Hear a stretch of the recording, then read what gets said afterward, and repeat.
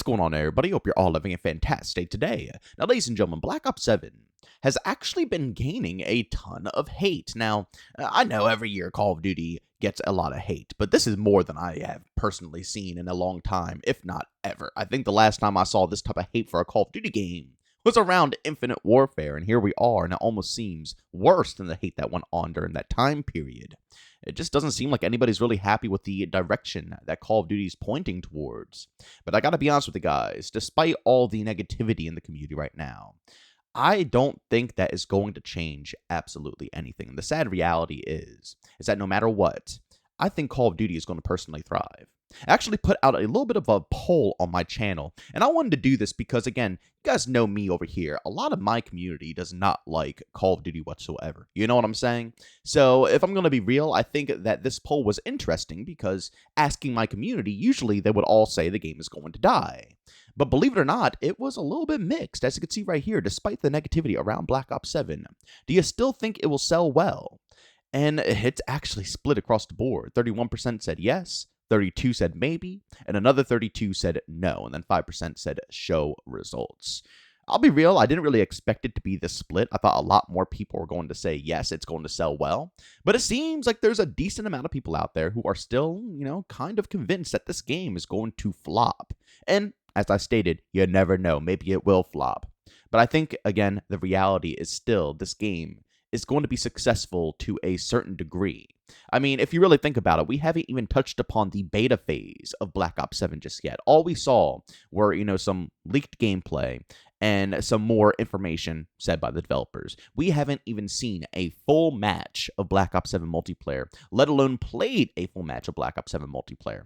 Now, I'm not saying that's going to convince me. I'm not going to say, during the free beta, I'm going to be completely convinced that Call of Duty has changed forever. No, not even in the slightest. And for anybody who knows, I'm not even planning on playing Black Ops 7 this time around. There's so many different games that are dropping that, what's the reason, I'm at a point where I want Activision to prove that they can keep this consistency up. I want games that can produce good amounts of content, have good, post-launch support. And if they could do that for, a couple of years, then maybe I'll be a tad bit more convinced. But I've stated this in another video. They do this juggling act with the community where they'll release a game that's really solid and then, another 2 years go by and it's absolute garbage and people are buying into trash because they're convinced it's going to follow up to the solid game they put out. Then they put out another solid game that has a bunch of content and a bunch of things to do. And then, for the next couple of years, they don't keep up with that. They've convinced the community to think that maybe they'll keep up with it, but they never do. So when they can bring that consistency to the table, yeah, maybe I will fold a bit more. But right now, I have no drive. I'm not even excited to see what's going to be in store for Black Ops 7 whatsoever. We have Arc Raiders dropping in October. We have Battlefield 6 dropping in October. We have Splitgate 2 potentially relaunching around the December-January, time frame. And then going into 2026, we have GTA 6 and also Gears of War E-Day. Like I said, the games are just not stopping, okay? Maybe if it was a drought in between titles, I could see more people being convinced, including myself, but no, there's plenty of stuff to go ahead and play. But just because that's how I'm going to go ahead and handle it does not mean that's how the massive majority of people out there are going to handle it, okay? And I'm just one person out of millions of individuals who are going to purchase into the overall Call of Duty hype. And you also have to keep in mind that the internet, all of us right here on this video, right here, right now, on all of these videos, make up probably not even 5% of the overall community of people who play video games. And not even me, okay? Forget about my channel. My channel is stupidly small. Let's talk about people with millions of subscribers, pulling in hundreds of thousands of views. That's not even 5% of the overall base of people who play games. People underestimate how large gaming truly is nowadays. They really do. Gaming started off extremely small, but it's one of the biggest industries known to mankind right now. Bigger than TV, bigger than movies. Seriously, there's a reason why publishers are milking it the way they are and are handling it with just scummy business practices the way they are, because it is absolutely massive. So we mean nothing. And I think people are slowly starting to understand this, that no matter what we say, what we do doesn't matter. Once advertising starts going on through and, all the, a lot of the casuals out there start seeing it, they're going to buy into the overall product. And the thing that really sucks right now is that Call of Duty is on Game Pass. I think that's where we're really screwed. Because I talk to a lot of my casual friends, people that I know who don't play video games that much, maybe on the rare occurrence. and they would not purchase any new Call of Duty game for $70. It would never happen. They're done. But because of the fact that it's launching on Game Pass, they're encouraged to go ahead and download it. And they're all saying, I'll give it a match or two. If I don't like it, it is what it is. I didn't pay for it. I got it free on Game Pass. That is also the problem, ladies and gentlemen, and me, myself as well. I'm not downloading it on Game Pass, okay? And it's sad because I see a lot of people saying they want to, show Activision what's up and they want to, put their foot down. But in the same breath, they're going to go ahead and download it on Game Pass. Guys, that's exactly what they want. I mean, we can't forget Activision is owned by Microsoft, okay? It's not like, Call of Duty's putting their game on Game Pass, but they're not going to really, be, I guess, thriving off of it. No, I mean, it's a win-win for all of them across the board there. Microsoft and Activision catch a W with their game being on Game Pass. They even went ahead and increased the Game Pass prices just because they added Call of Duty into it. So technically, I'm just saying, technically, you are indeed paying for Call of Duty. Whether you want to download it or not through Game Pass, you're technically already paying for it.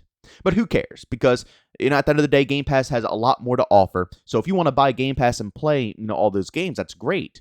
But downloading Call of Duty will only add to their stats. You have to understand, they're probably not even going based off of base sales anymore. And I guarantee they're not going to gloat about base sales either. The only thing that matters is how many people are logging into the game and how many people are buying microtransactions. You have to keep in mind, a lot of these companies and a lot of these corporations online are trying to push more towards the subscription-based model because that is what's most appealing to a lot of, the shareholders. They don't want to, showcase to the shareholders a game that they have to resell for $70 over and over and over again. And hopefully with marketing, they can scoop some more people up. No, they want to show guaranteed numbers saying, hey, look, this is how many people are subscribed. They subscribe every single month. They want those guaranteed numbers because that's more appealing to people who want to invest in their company. So yes, this is the exact direction Call of Duty wants to push towards. They don't care about base sales. They don't care if you're going to cough up $70. Their main goal is to get as many people as possible to invest into Game Pass and play their game through there. And even if they don't get as many people playing, that's where the microtransactions come in. And if that store can still, support the game overall, there's no need to change absolutely anything. Guys, got to keep in mind, they make more money off of the store itself than they do off of the base game sales. Let me say that one more time. They make more money off of the microtransactions than they do off of the base game sales. With that knowledge, you can see why they're pushing for the subscription-based model. Because if their sales are, meh, but they can make a fortune off microtransactions, Game Pass is the way to go for the overall franchise. So I'm just saying, I'm not trying to be rude or anything. If you want to go ahead and download it through Game Pass, that's great. But I'm just saying, if you do so and you really want to show Activision what's up and you really want to put your foot down, then downloading the game on Game Pass is not going to go ahead and help with your overall goals here. As I stated, I don't care. If you want to play it, you can play it. But for all of those who genuinely don't want to see Call of Duty keep, going down this path and you want to see true change, that's not going to help the overall, as I stated, the goal. But ladies and gentlemen, the moral of the story here is that it doesn't really matter what goes on online, and it doesn't matter what we say or what's done. I guarantee, and I'm willing to put money on this, that Call of Duty Black Ops 7 will still perform at least decent. You know what I'm saying? It's still going to be able to hold its own, even with all the controversy and all the drama revolving the title. It's going to get numbers. Until people actually take action and want to avoid the game and discuss other things, talk about other things, play different games, that is the only way we might actually see true change. But just us online, that's not enough. It has to be the massive majority of people out there, people who don't even want to interact with social media. They have to see as well that Call of Duty has been going on a downwards decline. And when they finally notice, then yeah, we'll see some true change. And I'm not saying that, all the stuff going on right now is not, basically showcasing that Activision might be a tad bit worried, because it is, and it's cool to see competition in the scene. It's great, and that's exactly what we need. But just because there's competition and just because Activision's doing a few things to try to bring players back does not mean that their sales are going to be garbage for the next COD game, especially when they're done with all of their marketing. But ladies and gentlemen, as always, if you enjoyed today's video, leave a like. If you hate it, leave a dislike. Don't forget to subscribe and hit that bell. Post here daily at 8 in the morning Eastern Time. And we also double upload at 5 p.m. Eastern Time. We post everything between COD, Battlefield, Splitgate 2, Arc of Raiders, Gears of War. Pretty much any shooter that sparks my interest we'll go ahead and discuss on this channel. And last but not least, I do stream Monday through Saturday over on Twitch, starting at 1 p.m. Eastern Time. Of course, if you guys are interested, I got a link to that channel down in the description of this video. But as always, thank you for tuning in, and I'll see you on the next one. Peace out.